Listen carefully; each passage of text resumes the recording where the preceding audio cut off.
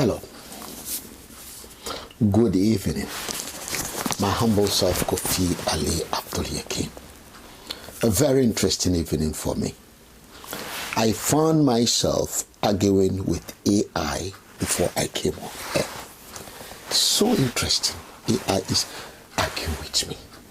But what is interesting is AI apologized that she got it wrong. And to me, that is an honor. What did AI got wrong? And that is the title of the subject we are to talk about today. Today, we want to talk about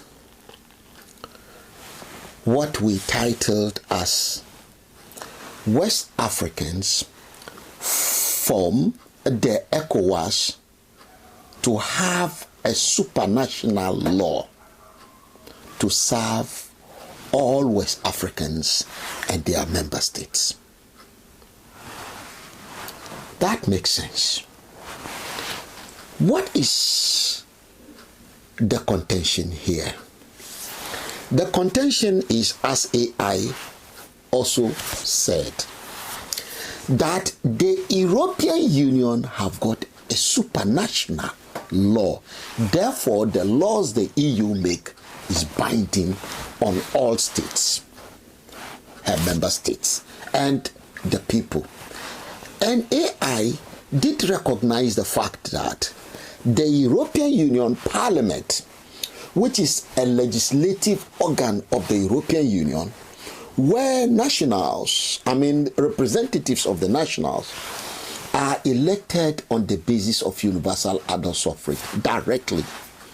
The ECOWAS is parliament is a consultative forum where the laws made there are not binding on the state because the members of the parliament that are supposed to form the legislative arms are not elected directly, and therefore they are advisory body. AI described them as consultative forum, and therefore their decision is not binding on member states. And therefore, you can't talk about supranational law when you go to the ECOWAS, whereas in the European Union, clearly there is a supranational law. Now, let us look at this supranational law. What is supranational law? We can understand supranational law when we understand national law and international law. These two laws are in the middle of national law and international law. You have supranational law. National law is a law of a nation that a people make for themselves, unto themselves. If it's autocratic, then there will be a big person sitting there, a very powerful person, passing instruction down. And all those within the nations are bound to obey the law. That is autocratic law, and that is national law.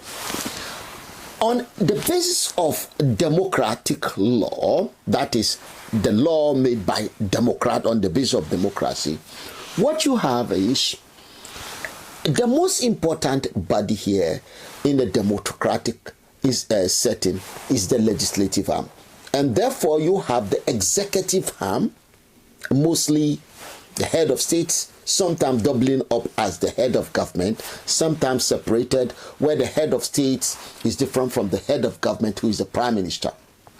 They still form one set. Then you have the legislative arm. That is where the laws are made. The parliament, the Congress, and so on. And you have the judiciary. And the judiciary's purpose is to interpret the law. So, in every democratic setting, you have the constitution.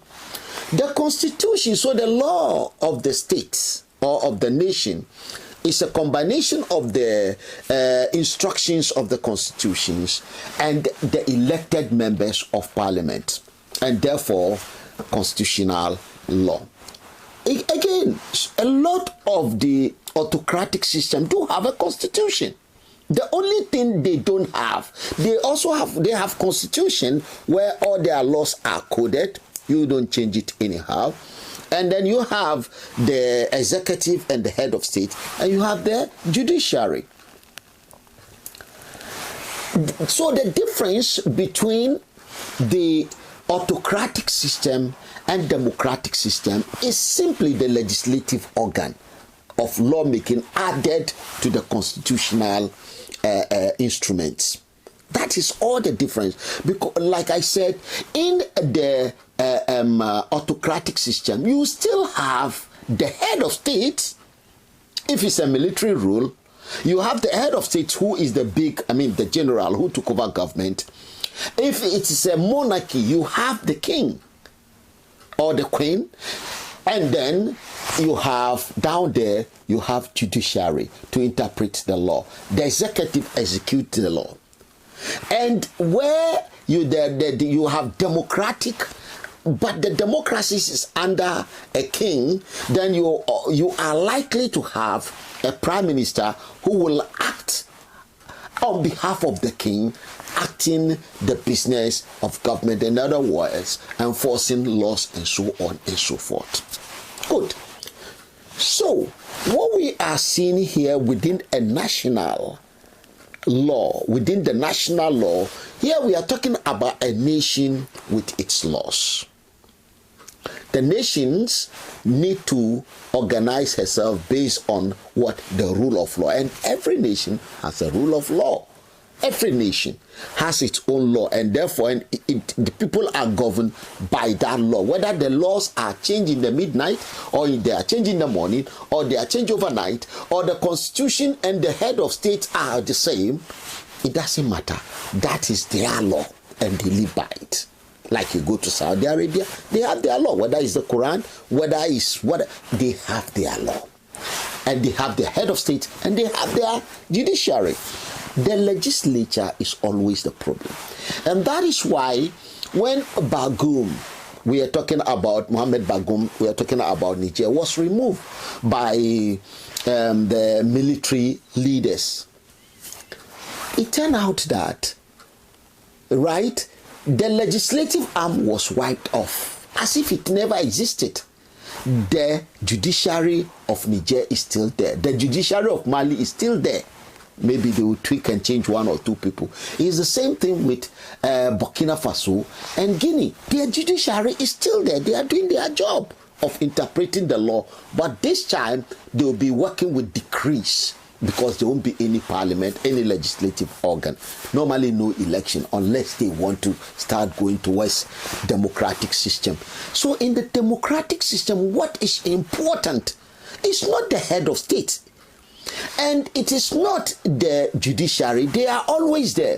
What is important is the legislative arm, because they are those who are the only missing link. And if you remember very, very well, in the United States of America, the president couldn't work, he couldn't do anything, he couldn't pass any bill because the Speaker of the House, that's the Congress, doesn't exist. And therefore the business of the state have to wait. Why? Because the power is not in the president.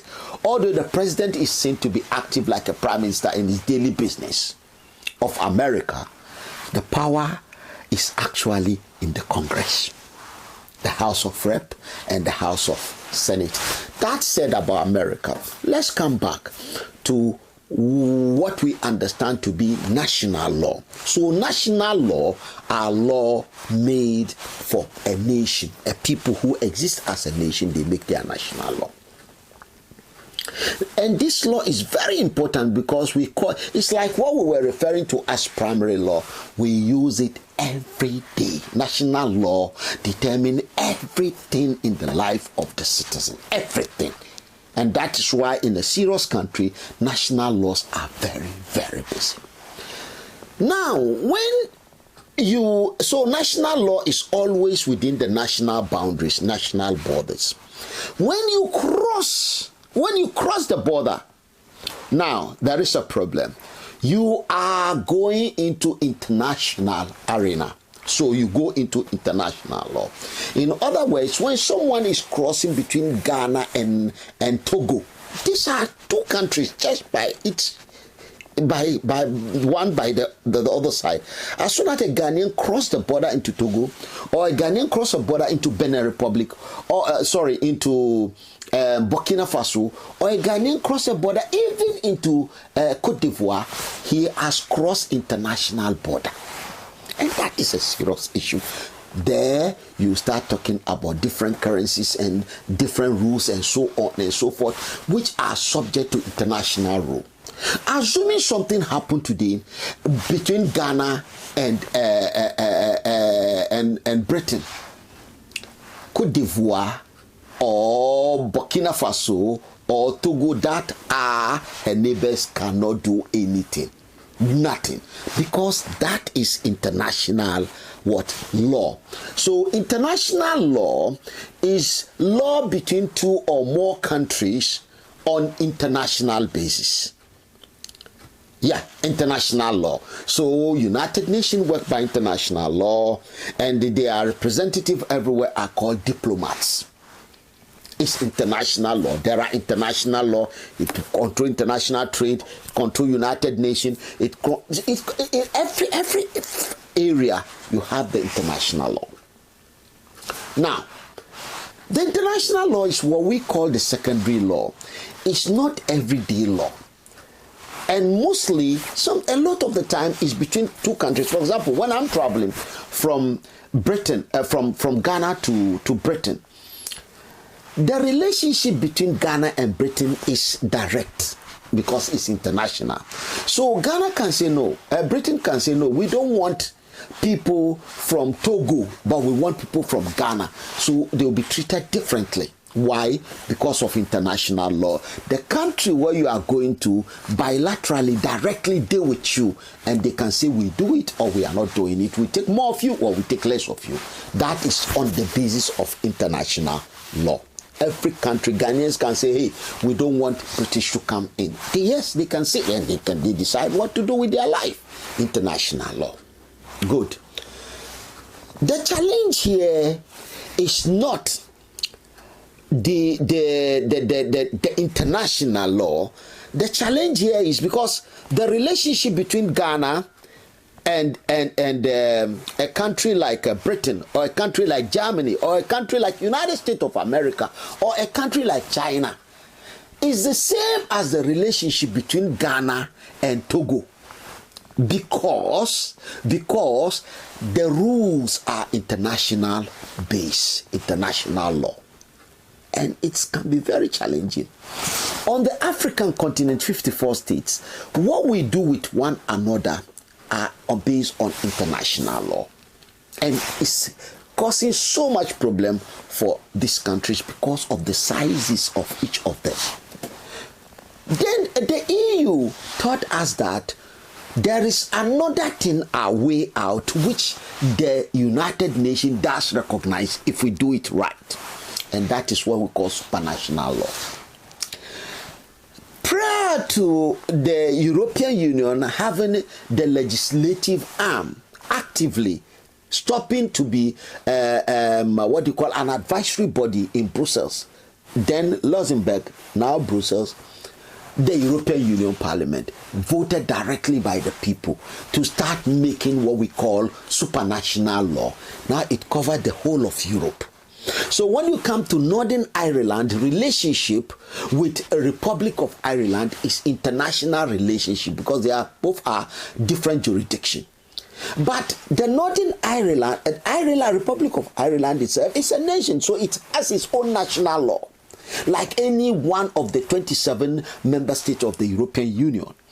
But because European Union has got a supranational law, then the relationship is different. It's not directly into international law. So before international law will be applied to any member of the EU 27, because of their supranational law, you need to go through the supranational law from outside before you can get directly to the country in question.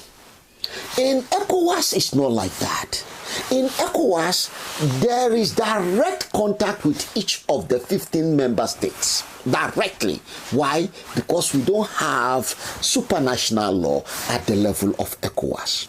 And that is the reason why the ECOWAS was formed. Since the reason for which the ECOWAS was formed, for which ECOWAS would not have been necessary if we will not have a supranational law.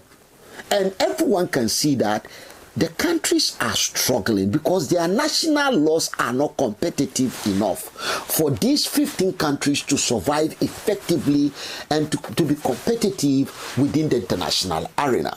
Unfortunately, when those who form these countries, the colonizers, we call them colonizers just for our own discussion, were doing that work at that time, the European countries as we know them today were small. They are not big, but they were advanced at the time, and therefore the countries they form across the African continent is just a reflection of themselves. Small, small, small, small. German colony, French colony, Portuguese colony, even the Spanish will have come, British and French. They are gone now. They are gone. Independence has been granted. The next phase, since these countries are not competitive and they are small, and everyone, in fact, that is the reason why the OAU and the African Union were formed, for which the African Union and the OAU, at the time they were formed, it was based on international relations and therefore international law. But time has moved, and the African Union can best work with international relations because of the nature of the African continent itself. ECOWAS cannot continue that way.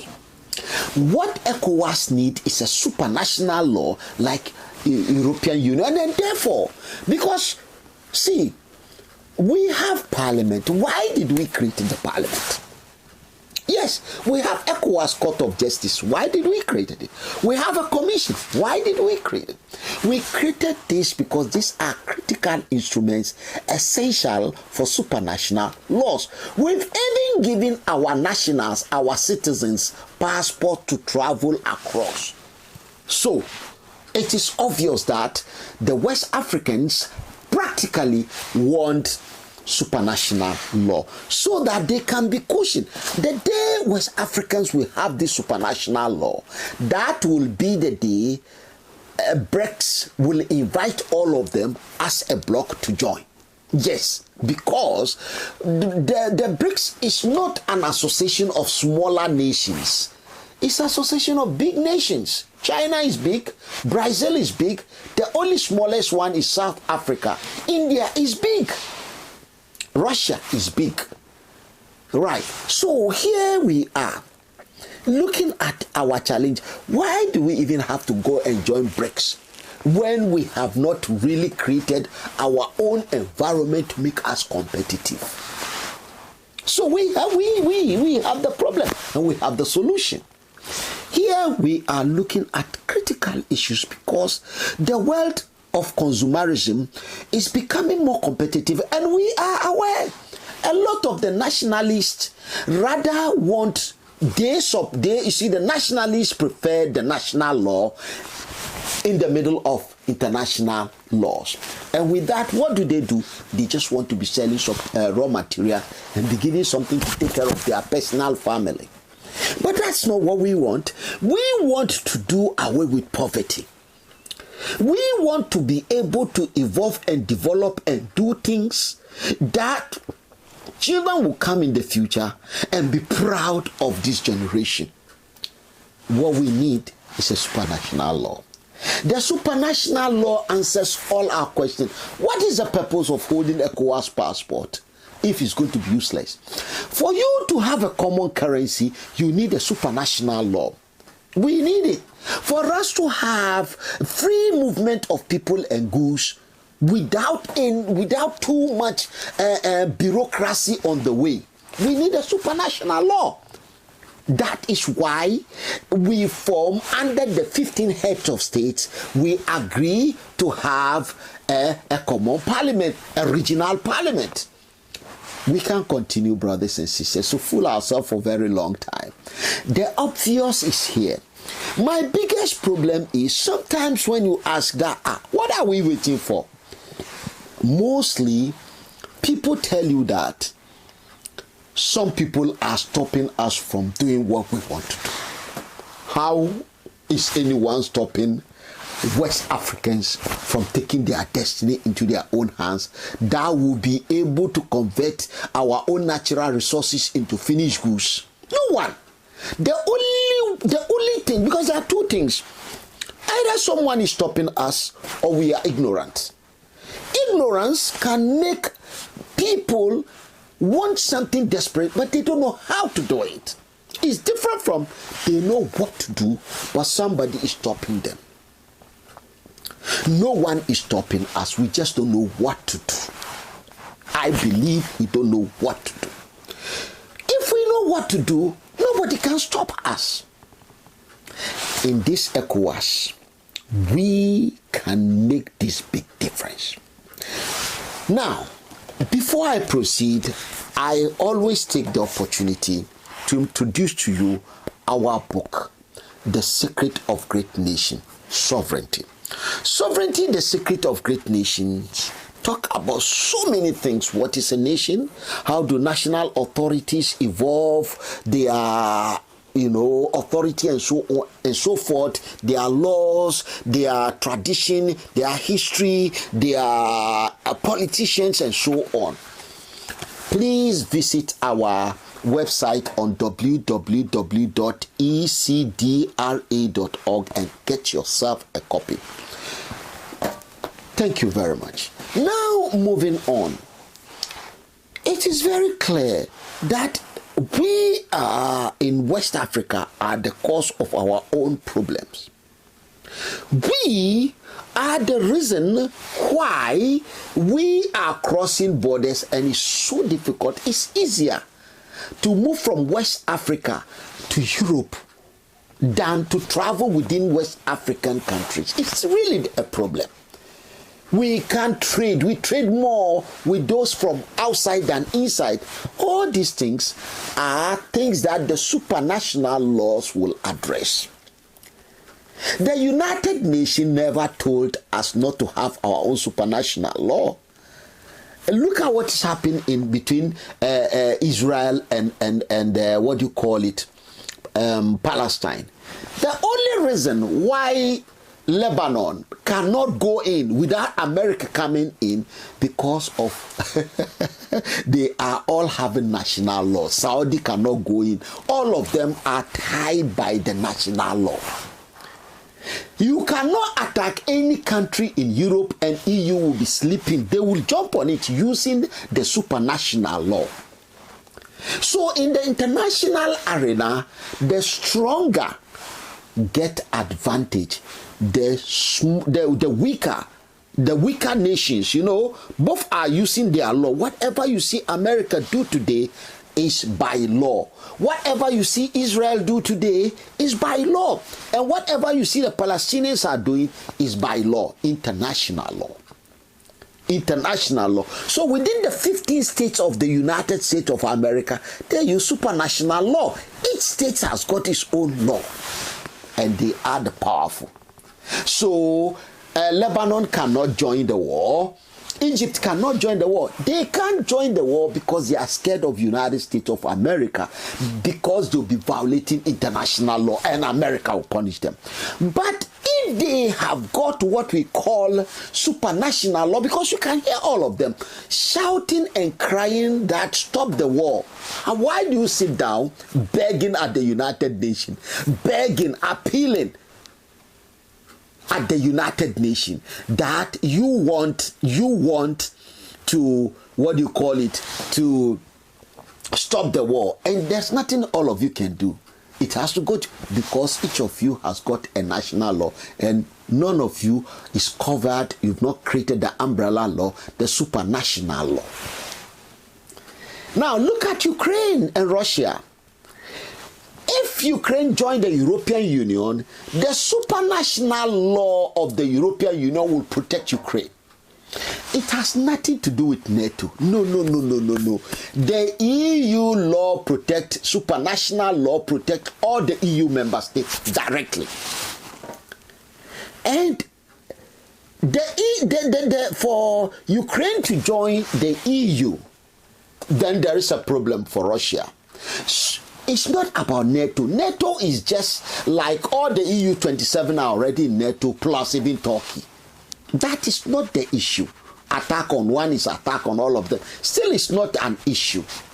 No. The issue is that Ukraine doesn't really need to join NATO. Joining the EU is covered by supranational law. In the case of West Africa, since we cannot get this supranational law at the level of the African Union, because if it has to be done at the level of the African Union, it will technically be autocratic, and autocracy cannot work because the countries are the nations are 54. Yes, each registered at the United Nations, 54. Each on its own, each by its own national law, and therefore international law from outside. Just cross border, you are in an international area from your own nation. Therefore, the solution, therefore, is in the hand of the West Africans. At the level of West Africa, we cannot fool and mislead ourselves to not to understand that we are the only reason why we are where we are, and we are the only one who can take ourselves out of this challenge. It is very simple and it's very easy. I want to believe, as I've explained these three, the national law, the supranational law, and the international law is clear to you now. Yes. Because there's no point having ECOWAS if ECOWAS will pass directive and we will not obey it. Yet, none of us can dare not take instruction from United Nations because our nations are bounded by international law. The only reason why Israel is not listening to United Nations is because of America with its own veto power. Like you see what Russia is doing in Ukraine. Russia has a choice. US has a choice. Yes, they can listen to or disregard the United Nations. What about us? If you choose to disregard the United Nations international law and want to sit on your national law in Ghana or Nigeria, do you think you can survive that? No, you've exposed yourself to serious problems. But if we can have this supranational law covering the 15 countries of West Africa, we'll be laughing. It is time we stop blaming and finger pointing. Colonization. How many years were the slaves taken away? How many years? Look at Lloyd Austin. He looked like me. The Americans, black or white or yellow or green, are living the dreams. We too have to live our dream. Sometimes when I see the people of West Africa, I cry. I'm just fortunate I've been able to escape. But we did not escape to go and be foolish. We escape to go and learn the secret of great nations.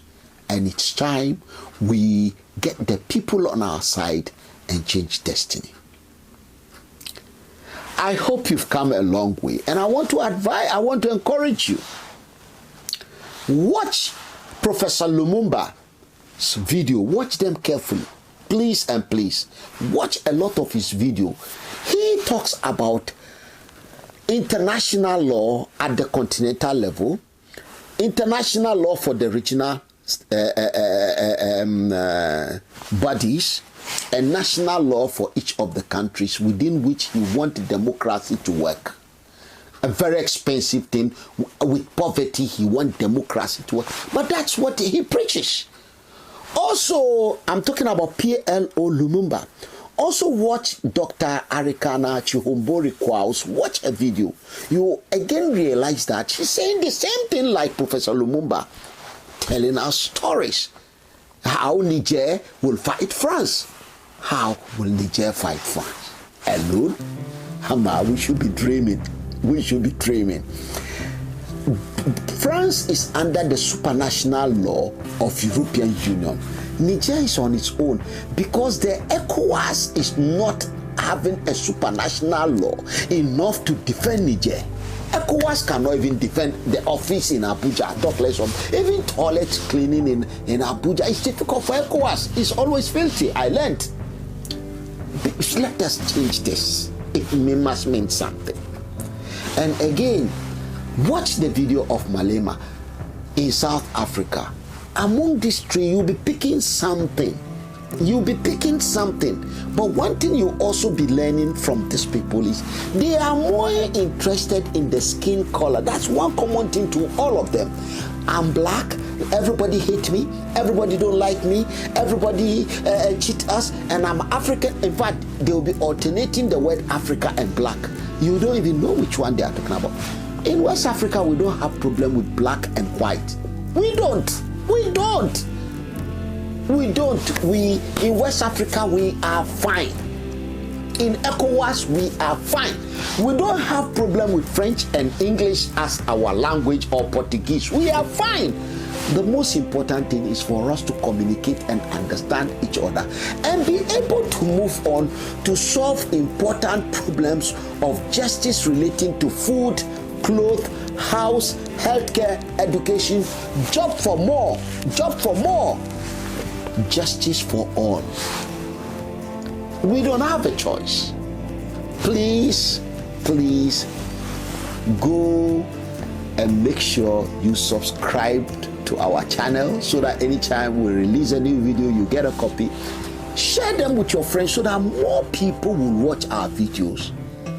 And remember, like our videos, because when you like it, it shows that we are doing something great and good. It is not easy, but nothing is impossible, as nothing is easy. My humble self once again, Kofi Ali Abdul-Yakin. Thank you for viewing, staying with us this long, watching this video, making sure that whenever we come your way, we give you the information that will enrich you the more. Have a wonderful time.